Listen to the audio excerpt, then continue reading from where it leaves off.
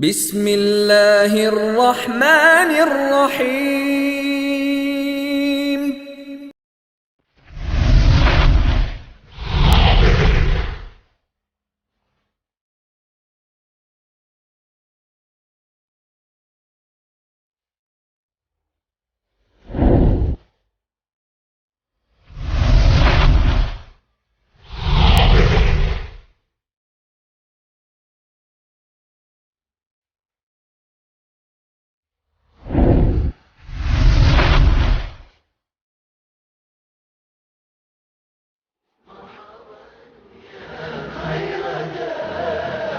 طلع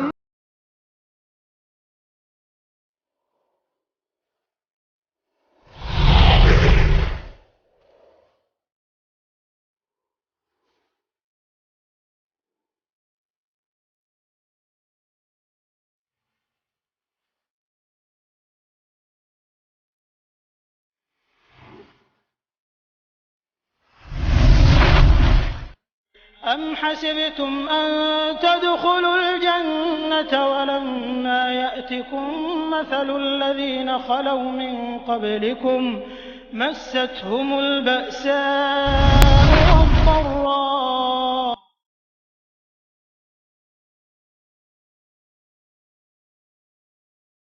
السلام عليكم ورحمة الله وبركاته. إن الحمد لله نحمده ونستعينه ونستغفره ونعوذ بالله من شرور أنفسنا ومن سيئات أعمالنا. من يهده الله فلا مضل له ومن يضلل فلا هادي له، وأشهد أن لا إله إلا الله وحده لا شريك له، وأشهد أن محمدا عبده ورسوله. يا أيها الذين آمنوا اتقوا الله حق تقاته ولا تموتن إلا وأنتم مسلمون. يا أيها الناس اتقوا ربكم الذي خلقكم من نفس واحدة وخلق منها زوجها وبث منهما رجالا كثيرا ونساء، واتقوا الله الذي تساءلون به والأرحام إن الله كان عليكم رقيبا. يا أيها الذين آمنوا اتقوا الله وقولوا قولا سديدا يصلح لكم أعمالكم ويغفر لكم ذنوبكم، ومن يطع الله ورسوله فقد فاز فوزا عظيما. أما بعد، فإن خير الحديث كتاب الله، وخير الهدي هدي محمد صلى الله عليه وسلم، وشر الأمور محدثاتها، وكل محدثة بدعة، وكل بدعة ضلالة، وكل ضلالة في النار. اللہ تبارک و تعالیٰ کا بے انتہا شکر و احسان ہے کہ جس کی مدد، توفیق اور تائید سے دروس سیرت کا یہ سلسلہ الحمدللہ کامیابی کے ساتھ آگے بڑھ رہا ہے۔ کل کے درس میں ہم نے آپ کے سامنے اس حقیقت کو واضح کیا تھا اور اس موضوع پر روشنی ڈالی تھی کہ جب نبی کریم صلی اللہ علیہ وسلم نے لوگوں کو شرک سے منع کرتے ہوئے، بت پرستی سے روکتے ہوئے توحید کی دعوت دی، تو مشرکین مکہ نے نبی کریم صلی اللہ علیہ وسلم کو، آپ صلی اللہ علیہ وسلم کے صحابہ کو اور پھر اسلام کے بڑھتے قافلے کو روکنے کے لیے کیا کیا منصوبہ بندیاں کی، کیا کیا پلاننگ کی، اس پر کل کے درس میں روشنی ڈالی گئی تھی اور بتایا گیا تھا کہ مکے کے کافروں نے ہر طرح سے کوشش کی پیارے نبی کو ٹینشن دینے کی، صحابہ کو ٹینشن دینے کی، اسلام کے بڑھتے قافلے کو روکنے کی، جو کچھ وہ کر سکتے تھے کر گزرے۔ ایک قدم انہوں نے یہ بھی اٹھایا کہ انہوں نے پیارے نبی کو فیملی پرابلم دینا چاہا۔ کل ہم نے بتایا کیا کیا اسلوب انہوں نے اپنائے۔ تو ایک حرکت مشرکین کی جانب سے یہ بھی ہوئی، انہوں نے چاہا کہ نبی کریم صلی اللہ علیہ وسلم کی ذاتی زندگی میں، پرسنل لائف میں ایسے پرابلمز پیدا کر دیے جائیں کہ نعوذ باللہ آپ صلی اللہ علیہ وسلم ان مسائل میں الجھ کر رہ جائیں، تبلیغ نہ کر سکیں۔ چنانچہ اس سلسلے میں کیا ہوا، ابو لہب جو اللہ کے نبی کا سگا چچا، ابو لہب نے اسلام سے پہلے ہمارے نبی کی 2 بیٹیوں کو اپنی بہو بنایا تھا. ابو لہب کے 2 بیٹے تھے، عتبہ اور عتیبہ. اسلام سے قبل پیارے نبی صلی اللہ علیہ وسلم کی 2 بیٹیاں رقیہ اور ام کلثوم رضی اللہ عنہما، بالترتیب ابو لہب نے اپنے دونوں فرزندوں عتبہ اور عتیبہ سے ان کا نکاح کروا دیا تھا. پیارے نبی کی 2 بیٹیاں رقیہ اور ام کلثوم رضی اللہ عنہما ابو لہب کی بہو تھیں. لیکن جب ابو لہب کی اسلام دشمنی بڑھتی گئی تو اس نے پیارے نبی کو فیملی پرابلم دینے کے لیے، آپ کی زندگی میں الجھنیں پیدا کرنے کے لیے، اس نے اپنے بچوں پہ دباؤ ڈالا کہ محمد کی دونوں بچیوں کو طلاق دو. بالآخر عتبہ اور عتیبہ نے اپنے باپ کے آگے مجبور ہو کر رقیہ اور ام کلثوم رضی اللہ عنہما کو طلاق دے دی. اور ان کی طلاق کے بعد یہ اعزاز عثمان بن عفان رضی اللہ عنہ کو ملا تھا کہ رقیہ اور ام کلثوم یہ دونوں بیک وقت، یعنی یہ دونوں عثمان بن عفان رضی اللہ عنہ کی زوجیت میں آئی. ایک کی وفات کے بعد، ایک کے انتقال کے بعد دوسری سے جو ہے حضرت عثمان بن عفان رضی اللہ عنہ نے نکاح کیا. تو میرا کہنا یہ ہے کیسے کیسے پرابلمس آتے ہیں. دیکھیے پتہ چلا شیطان ہمیں تبلیغ سے روکنے کے لیے، دعوت سے روکنے کے لیے، اسلام پر قائم رہنے اور ہماری استقامت میں لغزش پیدا کرنے کے لیے فیملی پرابلمس بھی پیدا کر سکتا ہے. ایک مسلمان کو، ایک مومن کو، ایک داعی کو، ایک مبلغ کو ہر طرح کے حالات کا مقابلہ کرنے اور ہر طرح کے چیلنجز کو فیس کرنے کے لیے ذہنی طور پہ تیار رہنا چاہیے. حضرات یہ کافی ان کی چالیں تھیں، تدبیریں تھیں، پلاننگ تھیں، منصوبہ بندیاں تھیں. جب ان تمام منصوبوں کے باوجود اسلام کا بڑھتا ہوا قافلہ نہیں رک رہا تھا تو بالآخر باطل اپنی روش پہ، پرانی روش پہ اتر آؤ. یہ بات یاد رکھنا، باطل کی عادت رہی ہے، باطل کا یہ شیوا رہا ہے ہمیشہ سے، جب وہ حق کا مقابلہ دلیلوں سے نہیں کر سکتا، حق کا جواب دلیل سے نہیں دے سکتا، تو وہ قوت آزمائی پہ اتر آتا ہے. سورہ شورى پڑھو. سورہ شورى میں آپ دیکھیں گے موسیٰ علیہ السلام نے فرعون کے آگے توحید کی ایسی دلائل پیش کی کہ فرعون تلملا اٹھا. موسیٰ علیہ السلام کی کسی دلیل کا جواب اس کے پاس نہ تھا، موسیٰ علیہ السلام کی کسی دلیل کا توڑ اس کے پاس نہ تھا. پاگل ہو گیا، اور پاگل ہو کے کیا کہا؟ قوت آزمائی پہ اترا. کہا قال لئن اتخذت الہا غیری لاجعلنک من المسجونین. کہا کہ اے موسیٰ تیری کوئی دلیل میرے پاس نہیں چلے گی، اب اگر تو میرے علاوہ کسی کو معبود سمجھے تو میں تجھے جیل میں ڈال دوں گا، قید کر ڈالوں گا. یہ بات یاد رہے، یہ باطل کا شیوا رہا ہے کہ جب وہ حق کا مقابلہ دلیلوں سے نہیں کر سکتا ہے تو طاقت آزمائی پہ اترا تھا. اور مکے میں بھی یہی ہوا کہ جب ہر طرح سے ان کی ساری کوششیں ناکام ہوئیں تو مسلمانوں کو، صحابہ کو، نبی کریم صلی اللہ علیہ وسلم کو مشرکین مکہ جسمانی اذیتیں دینے پر اتر آئے. آپ صلی اللہ علیہ وسلم کو آپ کے صحابہ کے ساتھ مارا جانے لگا، پیٹا جانے لگا، طرح طرح کی اذیتیں دی جانے لگیں. اور اس سلسلے میں سب سے زیادہ ظلم اور سب سے زیادہ مشق ستم بنے وہ ضعفاء، وہ کمزور لوگ جو غلام تھے، جو لونڈی کی حیثیت سے کسی غیر مسلم آقا کی ملکیت تھے. بہت سارے غلام، ابو جہل کے گھر میں اسلام داخل ہو گیا، ابو جہل کے غلام مسلمان ہو گئے. امیہ بن خلف جو نبی کا بڑا دشمن ہے، اس کے گھر میں اسلام داخل ہو گیا، امیہ بن خلف کے غلام مسلمان ہو گئے.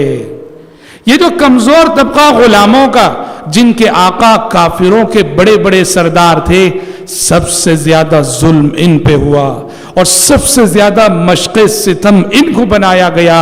اور آپ نے کتنے مرتبے سنا ہے، اور آپ نے ان کمزوروں کی مظلومیت کی داستانیں اور واقعات کو کتنے مرتبہ سنا ہے.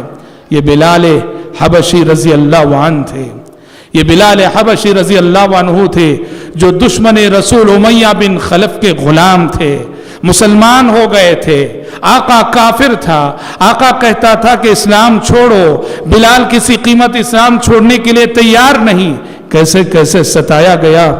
کبھی تو بلال کے گلے میں رسی ڈال دی گئی جس طرح کے جانوروں کے گلے میں ڈالی جاتی ہے، اور اوباشوں اور غنڈوں کے ہاتھ میں دے دی گئی کہ اس کو گھسیٹتے ہوئے پھرو۔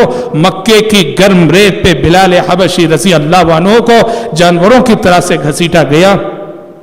کبھی تو ایسا ہوا بلال حبشی رضی اللہ عنہ کو برہنہ کر کے، ننگا کر کے مکے کی گرم ریت پہ لٹا دیا گیا، اور پتھروں کی موٹی موٹی گرم سلیں ان کے سینے پہ لا کے رکھ دی گئی، اور کہا جانے لگا کہ بلال اسلام چھوڑو ورنہ اس طرح سے تکلیف دیتے دیتے تمہاری جان نکال دیں گے۔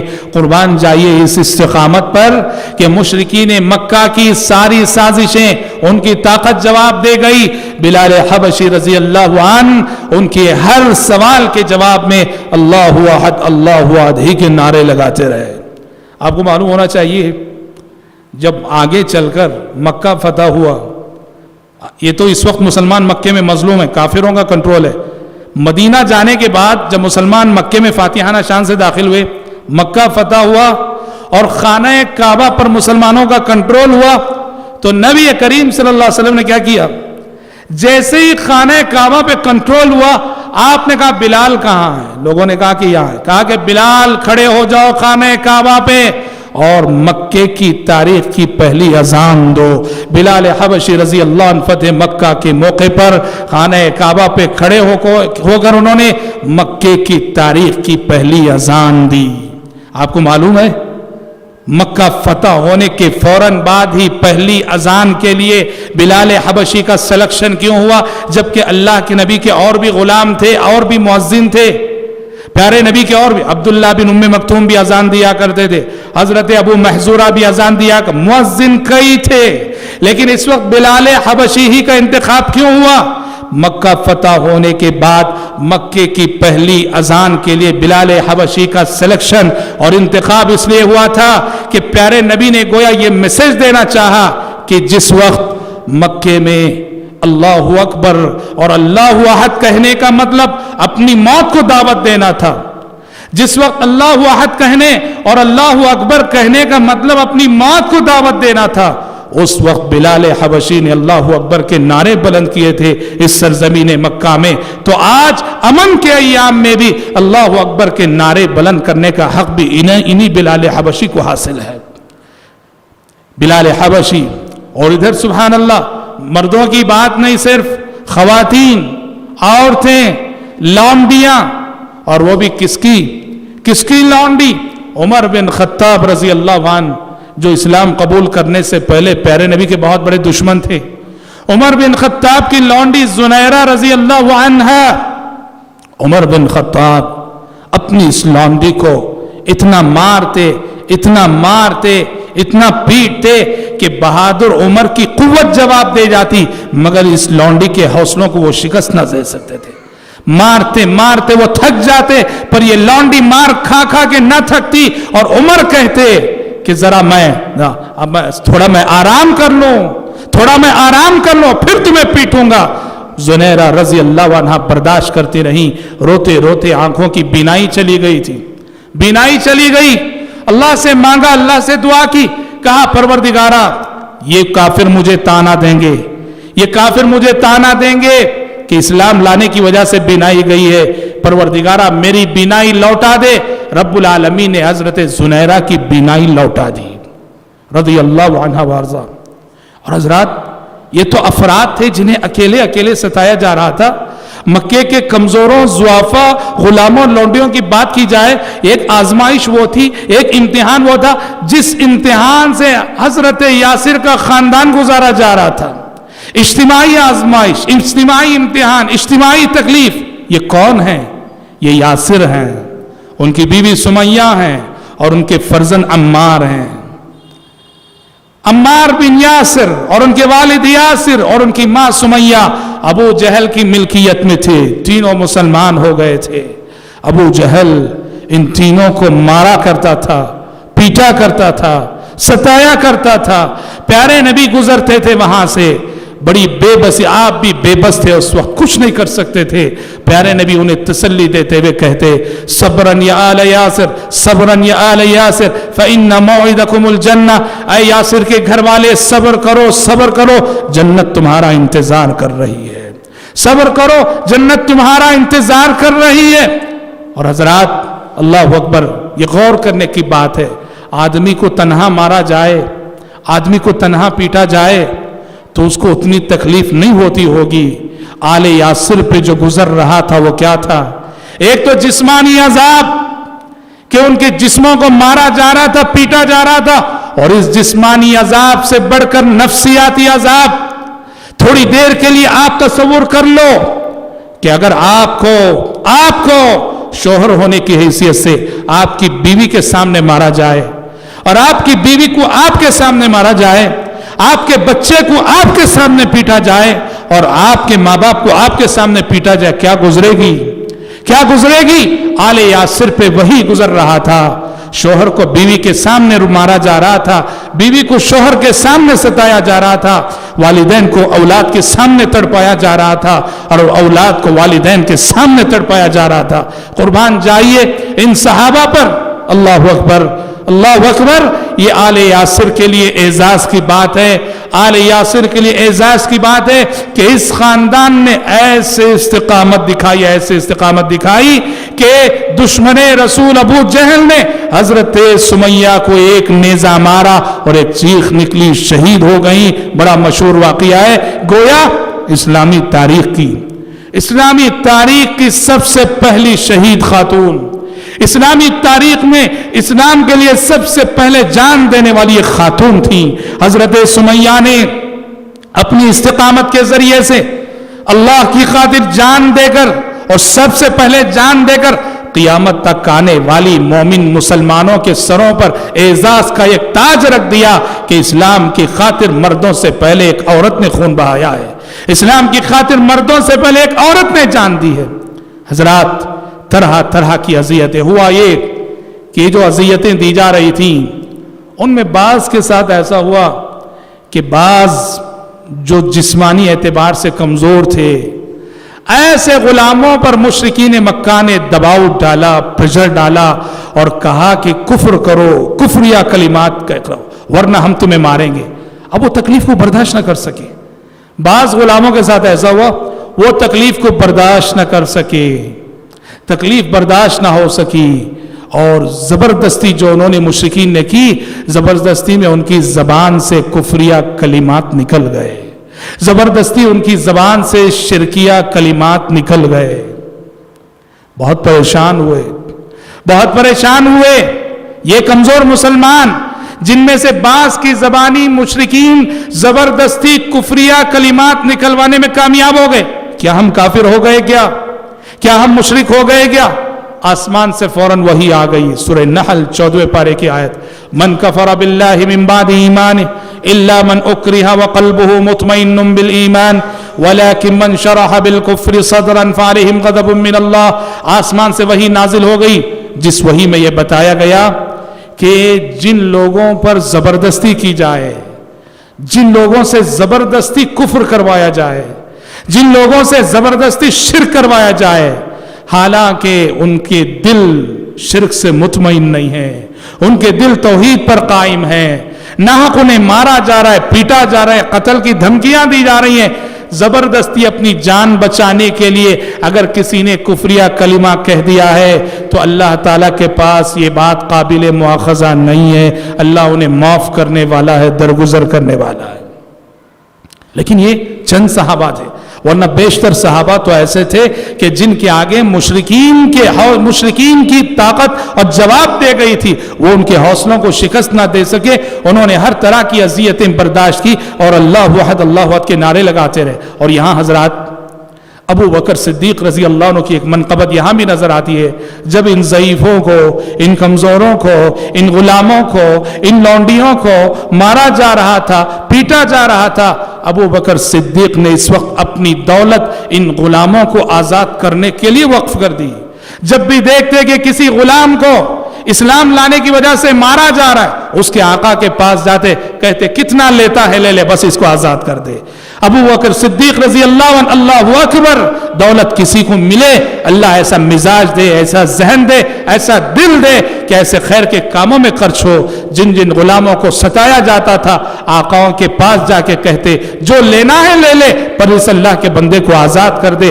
ابو بکر صدیق رضی اللہ عنہ نے ایسے بے شمار غلاموں کو آزاد کرا۔ اور حضرات، مشقتوں کی بات جب ہم کر رہے ہیں تو بات ایسی نہیں کہ صرف غلام، ضعیف، کمزوروں پر اس طرح کا ستم ڈھائے جا رہے تھے۔ اچھے اچھے شریف صحابہ، اعلیٰ حسب و نسب رکھنے والے صحابہ، اونچے خاندان سے تعلق رکھنے والے صحابہ، وہ بھی اذیتوں سے بچ نہ سکے، عذاب سے بچ نہ سکے مشرکین کے۔ یہ عثمان بن عفان رضی اللہ عنہ ہے، مسلمان ہو گئے۔ ان کا چچا حصیر میں لپیٹ دیا کرتا تھا، حصیر کے اندر لپیٹ کر حصیر کو لٹکا دیا کرتا اور نیچے آگ جلا کر آگ کا دھواں دیا کرتا تھا عثمان بن عفان رضی اللہ عنہ۔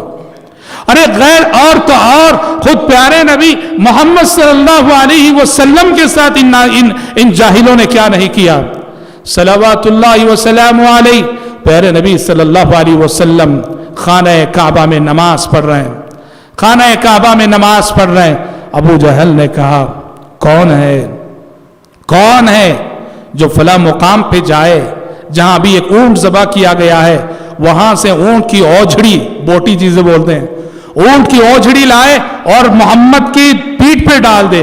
عقبہ بن ابی معیط، یہ بھی دشمن رسول تھا، وہ بھاگا گیا، وہ اونٹ کی اوجھڑی لایا، پیارے نبی صلی اللہ علیہ وسلم سجدے میں جیسے ہی گئے اس نے آپ صلی اللہ علیہ وسلم کی پیٹھ پہ ڈال دی۔ اونٹ کی بوٹی آپ نے دیکھو کتنی بڑی رہتی ہے، پیارے نبی اٹھ نہ سکے، سجدے میں ویسے ہی پڑے رہ گئے۔ کسی نے آپ کی لخت جگر فاطمہ رضی اللہ عنہا کو خبر دی، داد دیجئے ان کی ہمت کی، داد دیجئے ان کی جرت کی۔ فاطمہ رضی اللہ عنہا، انہیں معلوم ہے کہ پیارے نبی کے سارے دشمن خانہ کعبہ میں جمع ہیں، جرت کے ساتھ، ہمت کے ساتھ یہ بیٹی آگے بڑھ کر آئی اور آگے بڑھ کر نبی کریم صلی اللہ علیہ وسلم کی پیٹھ پر پڑی ہوئی یہ اوجھڑی انہوں نے ہٹائی۔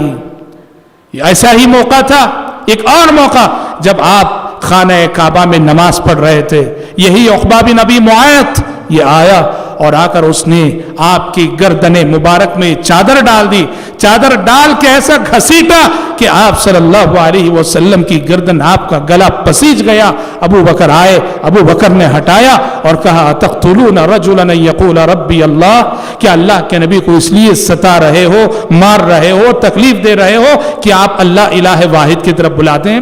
کہنا یہ میرے بھائی، نبی کریم صلی اللہ علیہ وسلم سے لے کر سارے صحابہ جو اسلام لا رہے تھے، تمام صحابہ کو مختلف آزمائشوں سے گزرنا پڑا، طرح طرح کی آزمائشوں سے گزرنا پڑا۔ اور جب آزمائشیں انتہا کو پہنچ گئیں، ظلم انتہا کو پہنچ گیا، تو بعض صحابہ کا صبر و قرار جواب دے جاتا۔ خباب بن ارت رضی اللہ عنہ پیارے نبی کی خدمت میں آئے، پیارے نبی کی خدمت میں آئے اور آ کے کہا الا تستنصر لنا الا تدعو لنا، کہا کہ اللہ کے نبی، اللہ کی مدد کب آئے گی، اللہ کی مدد کب آئے گی؟ مشرکین کے ظلم کی حد ہو گئی، مشرکین کے ستم کی حد ہو گئی، متی نصر اللہ، اللہ کی مدد کب آئے گی؟ پیارے نبی جو لیٹے ہوئے تھے اٹھ کر بیٹھ گئے اور آپ نے کہا کہ خباب، اتنا جلد تمہارا صبر جواب دے گیا کیا؟ اتنا جلد بے صبرے ہو گئے؟ حالانکہ ابھی تم پر ویسی آزمائشیں نہیں آئی جو آزمائشیں تم سے پہلے گزری امتوں کے ایمان والوں پر آئی تھی، کہ تم سے پہلے گزرے لوگوں کے ساتھ ایسا ہوا کہ ایمان لانے کی وجہ سے کسی کو آرے سے اسی طرح چیر کر دو ٹکڑے کر دیا گیا جس طرح لکڑی چیری جاتی ہے، پر انہوں نے ایمان کو نہیں چھوڑا۔ ان میں سے کسی کے ساتھ ایسا ہوا کہ لوہے کی کنگھیوں سے ان کے جسم کے گوشت کو ادھیڑ دیا گیا، تب بھی انہوں نے ایمان کا راستہ نہیں چھوڑا۔ کہا خباب، ایسی آزمائشیں تو ابھی تم تک نہیں آئی۔ حضرات یاد رکھو، جنت یہ آسانی سے ملنے والی چیز نہیں، جنت کا راستہ، جنت کی منزل یہ امتحانات سے گزرتا ہے۔ یہ راستہ جنت کی منزل پر کٹھنائیوں سے گزر کر ہی جنت ملے گی.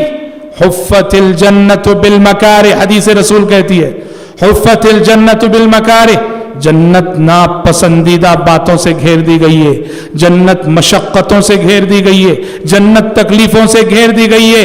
جنت پانا ہو اس زندگی میں تکلیفوں کو برداشت کرنا پڑے گا، جنت پانا ہو اس زندگی میں مشقتوں کو برداشت کرنا پڑے گا، جنت پانا ہو اس زندگی میں اللہ کے راستے میں جو بھی آزمائشیں آتی ہیں خوشی خوشی ان آزمائشوں کو فیس کرنا پڑے گا. قرآن کہتا ہے ام حسبتم ان تدخلوا الجنہ ولما يأتكم مثل الذين خلوا من قبلكم مستهم البأساء والضراء والزلزلوا حتى يقول الرسول والذين آمنوا معه متى نصر الله ألا إن نصر الله قريب.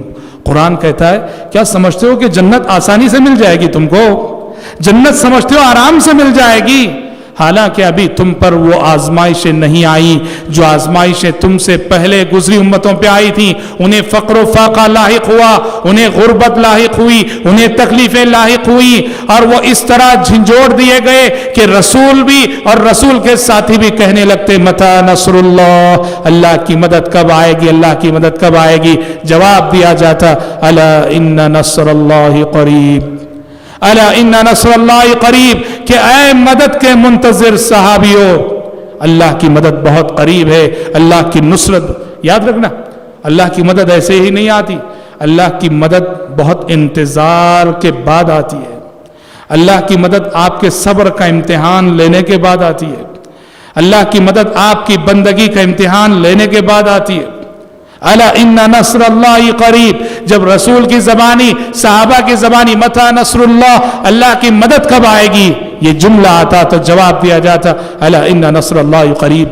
حضرات جب مکے میں تکلیفیں بڑھ گئیں، اذیتیں بڑھ گئیں، تو ظاہر بات ہے کہ جو لوگ آئے دن مسلمان ہو رہے تھے، پیارے نبی نے یہ سوچا ان کے ساتھ جمع ہونے کے لیے جو نو مسلم اسلام میں آ رہے ہیں ان کے ساتھ مل بیٹھنے کے لیے کوئی جگہ چاہیے. چنانچہ پیارے نبی نے مکے میں یہ گھر جو مشہور صحابی ارقم بن ابی الارقم کا گھر تھا، ارقم بن ابی الارقم کے گھر کو نبی کریم صلی اللہ علیہ وسلم نے مکے میں ایک دعوت سینٹر کے طور پر اپنا لیا. دار ارقم کے نام سے جانا جاتا ہے یہ مرکز. دار ارقم حضرت ارقم بن ابی الارقم کا مکان تھا.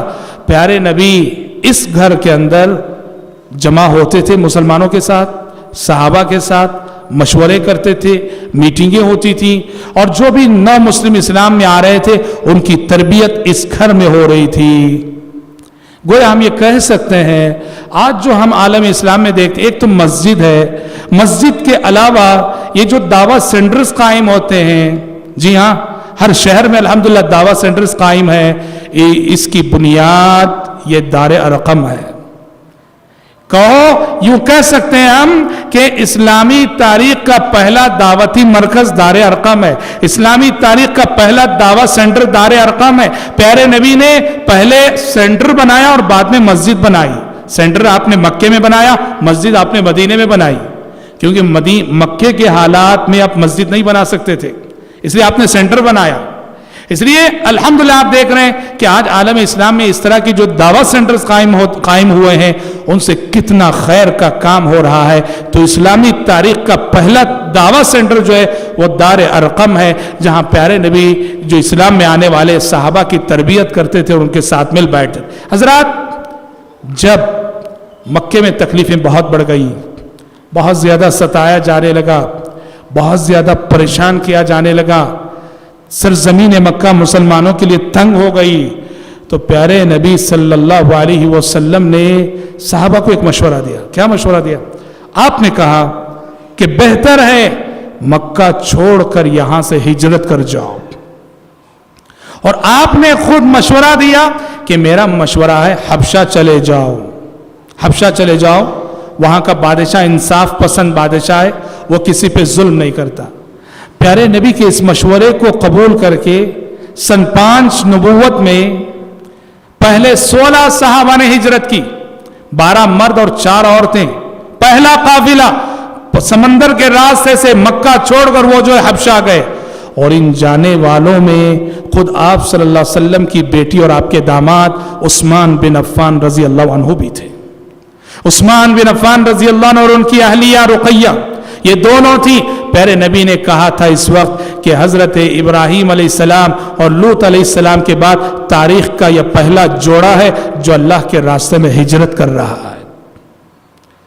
پہلے تو 16 صحابہ، 12 مرد اور 4 خواتین، اور اس کے چند دنوں بعد اور ایک قافلہ جس میں تقریباً 83 مرد، 80 پر 3 مرد اور 19 صحابیات۔ حضرات یہ جو حبشہ کی ہجرت ہوئی 2 مرتبے سن 5 نبوت میں، اس سے 2-3 اہم باتیں معلوم ہوتی ہیں۔ کیا باتیں معلوم ہوتی ہیں؟ سب سے پہلی بات یہ معلوم ہوتی ہے کہ دعوت و تبلیغ کی زندگی میں مومنانہ زندگی جب ہم گزارنا چاہیں گے تو ہماری زندگی میں ہجرت کا مرحلہ بھی آ سکتا ہے۔ ہجرت کب کرتے ہیں؟ ایک ایسے شہر میں ہم ہیں، ایک ایسے ملک میں ہم ہیں، ایک ایسے محلے میں ہم ہیں جہاں ہمارا دین محفوظ نہیں ہے، ہمارے دین کے لیے خطرہ ہے، ہمارے ایمان کے لیے خطرہ ہے، ہمارے عقیدے کے لیے خطرہ ہے، آزادی کے ساتھ ہم اللہ کی عبادت نہیں کر سکتے، تو شریعت کہتی ہے ایسے محلے کو چھوڑ دو، ایسی بستی کو چھوڑ دو، ایسے ملک کو چھوڑ دو، اور چھوڑ کر کسی ایسے مقام پہ جاؤ جہاں آزادی کے ساتھ اللہ کی عبادت کر سکو، جہاں تمہارے دین و ایمان کی حفاظت کی ضمانت ہو۔ ہجرت یہ قیامت تک باقی ہے۔ پیارے نبی نے کہا جب تک قیامت نہیں آ جاتی اور توبے کا دروازہ جب تک بند نہیں ہوتا تب تک ہجرت کا دروازہ کھلا رہے گا۔ تو ایک مومن کو اپنے ایمان اور اپنے عقیدے کو بچانے کے لیے، اور خصوصاً دعوت و تبلیغ سے جو لوگ ریلیٹڈ رہتے ہیں، داعی اور مبلغین، دعات اور مبلغین کی زندگی میں ہجرت کا مرحلہ ضرور آتا ہے۔ علامہ البانی رحمۃ اللہ علیہ کی زندگی کو پڑھو، انہوں نے کہا پہلے البانیہ سے سیریا ہجرت کی، سیریا کے ایک شہر سے پھر دوسرے شہر ہجرت کی۔ سمجھ رہے ہیں؟ اللہ والوں کو ستایا جاتا ہے، پریشان کیا جاتا ہے تو وہ ہجرت کرنے پہ مجبور ہوتے ہیں۔ ایک مومن کی زندگی میں ہجرت کا مرحلہ آ سکتا ہے، مومن کو ذہنی طور پہ تیار رہنا چاہیے۔ پہلی بات یہ معلوم ہوئی۔ دوسری بات یہ معلوم ہوئی، یہ جو مسلمان حبشہ ہجرت کی وہ کیا ہے کہ ایک ایسا غیر مسلم ملک، نان مسلم کنٹری میں ہم رہ سکتے ہیں، کیونکہ ایک مسئلہ ہے کہ ایک ایسا ملک جہاں غیر مسلم حکومت ہو، نان مسلمز کی میجورٹی ہو، ایسے ملک میں کیا رہنا جائز ہے کیا؟ دیکھیے پیارے نبی نے کہا کہ حبشہ کا بادشاہ جو کہ کافر ہے، حبشہ نان مسلم ملک ہے، نان مسلم کنٹری ہے، اور پیارے نبی نے خود کہا کہ حبشہ چلے جاؤ، اور کیا کہا؟ کیونکہ وہ غیر مسلم سے کرسچن ملک تھا، وہ کرسچن بادشاہ تھا، وہ آپ نے کہا کہ کرسچن ہے صحیح مگر وہ انصاف پسند بادشاہ، کسی پہ ظلم نہیں کرتا، مذہبی آزادی دیتا ہے، اس کے ملک میں رہتے ہوئے تم اسلام پہ عمل کر سکتے ہو۔ اسی لیے صحابہ گئے حبشہ اور وہاں قیام کیا صحابہ نے، پتا چلا ایسا غیر مسلم ملک، ایسا غیر مسلم ملک، ایسی غیر مسلم گورنمنٹ جو ہمیں ہمارا مذہبی حق دیتی ہے، اذان دینے کا حق، مسجد بنانے کا حق، نماز قائم کرنے کا حق، جماعت قائم کرنے کا حق، جو ہمارا دین پر عمل کرنے کی آزادی جو حکومت ہمیں دیتی ہے غیر مسلم، وہاں رہنے کی اجازت بالکل ہے، وہاں بالکل رہا جا سکتا ہے۔ اسی لیے پیارے نبی نے خود کہا حبشہ چلے جاؤ کہ وہ بادشاہ کسی پہ ظلم نہیں کرتا۔ اور تیسرا پوائنٹ، حبشہ کی ہجرت سے جو تیسرا نقطہ معلوم ہوتا ہے وہ یہ ہے کہ دعوت و تبلیغ کے لیے بات یاد رہے کہ دعوت و تبلیغ کا کام کبھی رکنا نہیں چاہیے۔ اگر ایک فیلڈ میں کچھ مشکلات آ رہی ہیں، وہاں کام کو روکا جا رہا ہے تو دوسری جگہ شروع کر دینا چاہیے، دوسری جگہ روکا جا رہا ہے تیسری جگہ شروع کر دینا چاہیے، یہ کام کبھی نہیں رکنا چاہیے۔ ہاں حالات اگر سازگار نہیں، فیلڈ بدل لو، جگہ بدل لو، محلہ بدل لو، لیکن دعوت کا کام کبھی رکنا نہیں چاہیے۔ اسی لیے پیارے نبی نے کہا حبشہ چلے جاؤ اور وہاں جا کر آزادی کے ساتھ تم جو ہے اللہ تبارک و تعالیٰ کی عبادت کر سکتے ہو۔ حضرات مسلمان جب حبشہ گئے اور حبشہ میں جو ہے اطمینان کے ساتھ رہنے لگے، مشرکین مکہ سے دیکھا نہ گیا، انہوں نے یہ سازش کی کہ مسلمانوں کو وہاں سے نکلوانا چاہیے. تو انہوں نے کیا کہ ان کو پتا چلا کہ نجاشی کو چمڑا بہت پسند ہے, چمڑے کی چیزیں بہت پسند ہے. انہوں نے قیمتی چمڑے کی قیمتی چیزیں بنائیں. اور عمرو بن العاص جو اس وقت تک مسلمان نہیں ہوتے, آگے چل کے تو یہ صحابی بنے, اس وقت ابھی وہ کافر تھے. عمرو بن العاص کی قیادت میں ایک وفد حبشہ بھیجا, اور اس وفد نے جا کر پوری کوشش کی بادشاہ نجاشی کے پاس شکایت کر کے کسی طرح سے مسلمانوں کو یہاں سے نکالا جائے. بہت سارے الزامات دیے انہوں نے, یا ایسے لوگ ہیں یا ایسے لوگ ہیں, سمجھ رہے ہیں, بہت سارے الزامات دیے. نجاشی کے بارے میں تو پیارے نے بھی بتا چکے, وہ انصاف پسند بادشاہ, وہ ون سائڈ سن کے فیصلہ کرنے والا نہیں تھا. نجاشی نے ان کی باتیں سنی, مسلمانوں کو بلایا, مسلمانوں کو بلا کے پوچھا تمہارے بارے میں کیا رپورٹ کر رہی ہیں کہ تم ظالم ہو, رشتہ داری میں پھوٹ ڈالنے والے ہو, نفرتیں پھیلانے والے ہو, باغی لوگ ہو, باغی جماعت ہو, بہت کچھ. مسلمانوں نے اپنی جانب سے بات کرنے کے لیے جعفر بن ابی طالب کو آگے بڑھایا, نبی اکرم صلی اللہ علیہ وسلم کے چچا زاد بھائی. جعفر بن ابی طالب نے مسلمانوں کی نمائندگی کرتے ہوئے پہلے تو ایک جامع تقریر کی, جس تقریر میں انہوں نے سمجھایا کہ بادشاہ محمد صلی اللہ علیہ وسلم کی بعثت سے پہلے ہم کیا تھے. کہا کہ ہم جو ہے نبی کریم محمد صلی اللہ علیہ وسلم کی بعثت سے پہلے, آپ کی آمد سے پہلے ہم بڑے ظالم تھے, ہم رشتوں کو توڑنے والے تھے, ہم ناانصافی کرنے والے تھے, ہم خیانت کرنے والے تھے, ہم جھوٹ بولنے والے تھے, ہم دھوکہ دینے والے تھے.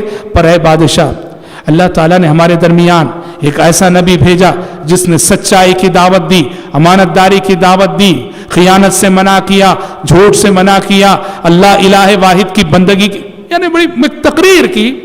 تقریر کرنے کے بعد جعفر بن ابی طالب رضی اللہ عنہ نے شاہ حبش نجاشی کو قرآن سنایا. اور داد دیجئے حضرت جعفر بن ابی طالب کی دور اندیشی اور ان کی سمجھداری کی کہ انہوں نے نجاشی کو قرآن سنانے کے لیے جن آیتوں کا سلیکشن کیا, بڑی جامع آیتیں تھی. جعفر بن ابی طالب جانتے تھے کہ بادشاہ جو ہے کرسچن ہے, اس لیے انہوں نے کون سی آیتیں منتخب کی بادشاہ کو سنانے کے لیے؟ سورہ مریم کی آیتیں, سورہ مریم کی آیتیں. سورہ مریم کا جو دوسرا رکوع ہے نا, اللہ اکبر, سورہ مریم کا دوسرا رکوع, اللہ کہتا ہوں آج بھی کوئی بھی انصاف پسند عیسائی اور کرسچن اس کو پڑھ لے گا, اس کی آنکھوں سے آنسو بہے بغیر نہیں رہ سکتے. ایک ایسے دور میں آپ کو معلوم ہونا چاہیے, یہودی اللہ کے نبی کے زمانے میں بھی اور آج بھی یہودی کیا کہتے ہیں معلوم ہے؟ یہودی یہ کہتے ہیں کہ نعوذ باللہ ثم نعوذ باللہ, مریم کو شوہر کے بغیر بچہ پیدا ہوا اس لیے کہ نعوذ باللہ ثم نعوذ باللہ مریم نے زنا کیا. لا حول ولا قوۃ الا باللہ. اور وہ نعوذ باللہ یہودی عیسیٰ علیہ السلام کو ہم کس زبان سے کہیں نعوذ باللہ ولد الزنا قرار دیتے تھے. ایسے دور میں آسمان سے آنے والی آیتوں نے سورہ مریم کے دوسرے رکوع میں عیسیٰ علیہ السلام کی پیدائش اور عیسیٰ علیہ السلام کی ولادت کا جو نقشہ کھینچا گیا, واللہ وَاذْكُرْ فِي الْكِتَابِ مَرْيَمْ اِذْ انْتَبَذَتْ مِنْ أَهْلِهَا مَكَانًا شَرْقِيًّا. اے پیغمبر اس کتاب قرآن مجید کے اندر مریم کا بھی ذکر کر دیجئے. اِذْ انْتَبَذَتْ مِنْ أَهْلِهَا مَكَانًا شَرْقِيًّا فَاتَّخَذَتْ مِنْ دُونِهِمْ حِجَابًا. جب وہ آبادی سے کنارہ کش ہو کر بیت المقدس کی مشرقی سمت آ گئیں, یعنی جب اللہ تعالیٰ کو منظور ہوا کہ عیسیٰ علیہ السلام کی ولادت ہو بغیر باپ کے, تو کیسے شروع ہوا یہ مرحلہ؟ کہا کہ مریم کے اندر ایک طرح کی تنہائی پسندی کا مزاج آیا, مریم پبلک سے الگ ہو گئی, الگ ہو کر بیت المقدس میں کے مشرقی کنارے آ گئیں. قرآن کہتا ہے مریم تنہائی میں رہنے لگی, اکیلی رہنے لگی. فَأَرْسَلْنَا إِلَيْهَا رُوحَنَا فَتَمَثَّلَ لَهَا بَشَرًا سَوِيًّا. مریم جب تنہائی میں تھی تو ہم نے روح الامین کو ان کے پاس بھیجا, جبریل امین کو ان کے پاس بھیجا. فَتَمَثَّلَ لَهَا بَشَرًا سَوِيًّا. جبریل امین گئے مریم کے پاس, خوبصورت صحت مند نوجوان کی شکل میں گئے. مریم نے دیکھا کہ جب وہ تنہا ہیں, اکیلے ہیں, تنہائی میں ایک انسان ان کی طرف آگے بڑھ رہا ہے. ڈر گئیں. کہیں یہ کسی بری نیت سے برے ارادے سے تو نہیں آ رہے، اس لیے فوراً کہا قالت انی اعوذ بالرحمن منک ان کنت تقیا، کہا کہ اگر تم کسی برے ارادے سے آ رہے ہو تو میں رحمان کی پناہ چاہتی ہوں. لیکن پھر کہا لیکن تمہارے چہرے اور تمہارے سراپا کو دیکھنے سے لگ رہا ہے کہ تم بڑے متقی ہو. جبریل امین نے کہا قال انما انا رسول ربک لیہب لک غلاما زکیا. جبریل امین نے کہا میں بشر نہیں، میں انسان نہیں، میں تمہارے رب کا بھیجا ہوا فرشتہ ہوں، اور اس لیے آیا ہوں کہ تمہارے رب کے حکم سے تمہیں ایک پاکیزہ اولاد عطا کروں. اولاد کی بات جیسے مریم نے سنی قالت انا یکون لی ولد ولم یمسسنی بشر ولم اک بغیا. مریم نے کہا مجھے اولاد کہاں سے ہوگی، نہ میرا نکاح ہوا ہے اور نہ ہی میں بدکار عورت ہوں. جائز اولاد ہو تو نکاح سے، ناجائز اولاد ہو تو بدکاری سے. مریم نے کہا مجھے اولاد کہاں سے ہوگی، نہ میرا نکاح ہوا ہے اور نہ ہی میں بدکار ہوں. قال كذلك قال ربك هو علي هين ولنجعله آية للناس ورحمة منا وكان أمرا مقضيا. جبریل امین نے کہا اے مریم تمہارے رب کا فیصلہ یہی ہے اور یہ طے ہے، اب تمہیں بغیر شوہر کے اولاد ہونی ہے. مفسرین کہتے ہیں کہ اللہ کے حکم سے جبریل امین نے پھونک ماری، اللہ کے حکم سے جبریل امین نے مریم کے اندر پھونک ماری اور اس پھونک سے مریم کے پیٹ میں حمل ٹھہر گیا. قرآن کہتا ہے فحملته فانتبذت به مكانا قصيا فجاءها المخاض الى جذع النخلة. حمل ٹھہر گیا اور اسی مدت حمل میں تنہائی میں رہنے لگی، یہاں تک کہ جب مدت ولادت اور ڈیلیوری کا وقت قریب آیا. آپ جانتے ہیں کہ حمل کی مدت عورت کے لیے کتنی تکلیف دہ ہوتی ہے، خصوصاً جیسے جیسے ولادت کا وقت قریب آتا ہے یہ وقت کتنا مشکل ہوتا ہے. لمحہ لمحہ عورت کو کسی عورت کو لگتا ہے کہ عذاب ہے. واللہ مریم ایک تو تنہائی میں، مریم تنہا ہے، اور ولادت کی تکلیف، ولادت کا وقت جیسے قریب آیا اس کی تکلیف سمجھ رہے ہیں. قرآن کہتا ہے فَأَجَاهَا الْمَخَاضُ إِلَى جِذْعِ النَّخْلَةِ قَالَتْ يَا لَيْتَنِي مِتُّ قَبْلَ هَذَا وَكُنْتُ نَسْيًا مَنْسِيًّا. دیکھو یہ پاک دامن عورت کے جذبات کی سچی تصویر کشی.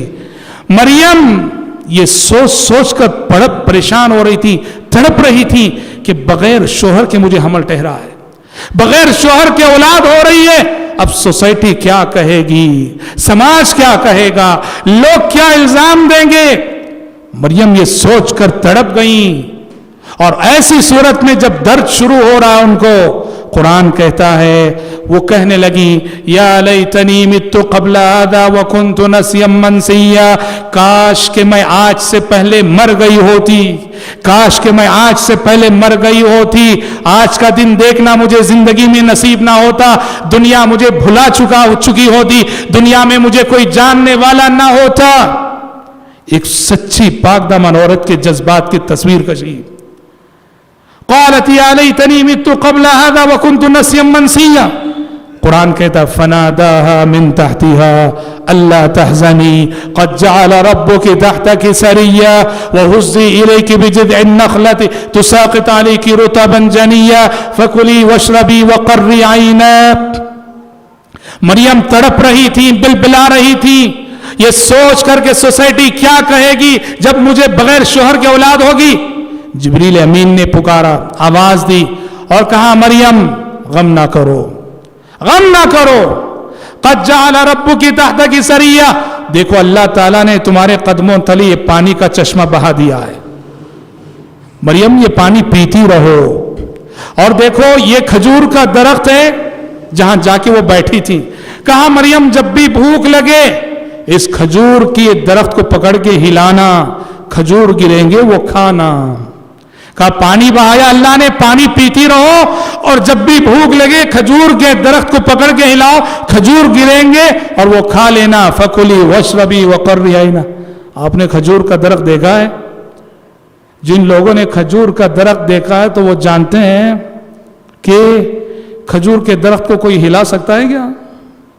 کھجور کے درخت کو کوئی ہلا نہیں سکتا، پہلوان بھی ہلا نہیں سکتا. سمجھ رہے ہیں؟ اور فرض کرو کہ کھجور کے درخت کو کوئی ہلانے میں کامیاب بھی ہو جائے تھوڑی دیر کے لیے، کھجور کوئی املی نہیں کہ ہلانے سے گر جائے، کھجور کی گرفت اپنے خوشے سے بڑی مضبوط ہوتی ہے۔ اسی لیے اہل علم نے کہا کہ یہ مریم کی کرامت تھی، حضرت مریم کی کرامت تھی کہ وہ ایک عورت ذات ہوتے ہوئے، وہ بھی حمل کی مدت میں کتنی کمزور ہوتی ہے عورت، کمزور ہاتھوں سے جب وہ کھجور کے درخت کو ہلاتی تھی، وہ درخت کھجور گراتا تھا۔ گویا مطلب یہ ہوا کہ مریم تم ہلا تو نہیں سکتی، ہلانے کی کوشش تو کر سکتی ہو، جتنا تم کر سکتی ہو کرو، باقی ہم کر لیں گے۔ ہاں، فَكُلِي وَاشْرَبِي وَقَرِّي عَيْنًا، کھاؤ پیو، مطمئن رہو، پریشان نہ ہونا۔ اب مریم سوچ رہی تھی کہ لوگ کیا کہیں گے، اس بچے کو لے کر میں جاؤں گی، لوگ کیا کہیں گے، اور اس کا بھی حل بتا دے۔ فَإِمَّا تَرَيِنَّ مِنَ الْبَشَرِ أَحَدًا فَقُولِي إِنِّي نَذَرْتُ لِلرَّحْمَنِ صَوْمًا فَلَنْ أُكَلِّمَ الْيَوْمَ إِنسِيًّا۔ کہا کہ مریم جب بچے کو لے کر قوم کے پاس جاؤ، تم کو ڈر ہے کہ دنیا کیا کہے گی، لوگ کیا الزامات دیں گے، کہا دنیا کچھ بھی کہہ لے، لوگ کچھ بھی کہہ لے، تم کو بس خاموش رہنا ہے، منہ نہیں کھولنا ہے، تم کو بس خاموش رہنا ہے، منہ نہیں کھولنا ہے، لوگ کچھ بھی کہیں ان سے بتا دینا کہ آج میں نے خاموشی کا روزہ رکھنے کی نذر مانی ہے۔ پچھلی شریعتوں میں خاموشی کا روزہ جائز تھا، ہماری شریعت میں ناجائز ہے۔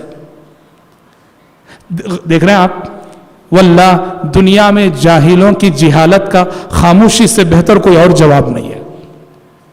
جاہل آپ کے ساتھ جہالت ہی کرتا ہے تو اس کی جہالت کا سب سے بہترین جواب خاموش رہ جاؤ۔ آپ کی خاموشی اس کے لیے ایک تھپڑ کی مانند ہے۔ جاہل سے اگر آپ بات کریں گے نا، جاہل سے بات کر کے کبھی جیت نہیں سکتے آپ۔ کیوں؟ جاہل سے بات کر کے اگر جیتنا ہو تو اس سے بڑے جاہل بننا پڑے گا، تبھی جیتیں گے آپ۔ سمجھ رہے ہیں؟ وہ اگر 1 لاکھ کی گالی دیتا ہے تو آپ کو 1.5 لاکھ کی گالی دینی پڑے گی، وہ 1.5 لاکھ کی گالی دیتا ہے تو 2 لاکھ کی گالی دینی پڑے گی۔ اسی لیے کہا انی نذرت للرحمن صوما فلن اکلم اليوم انسیا، کہا کہ تم کو ڈر ہے دنیا کیا کہے گی، دنیا کیا الزامات دے گی، دنیا کیا تانے دے گی، مریم خاموشی اختیار کرو بس۔ قرآن کہتا ہے فاتت به قومها تحملو، ولادت ہو گئی، بچے کو لے کر قوم کے پاس گئی، اب جیسا ان کا اندیشہ تھا وہی ہوا، جتنے منہ اتنی باتیں۔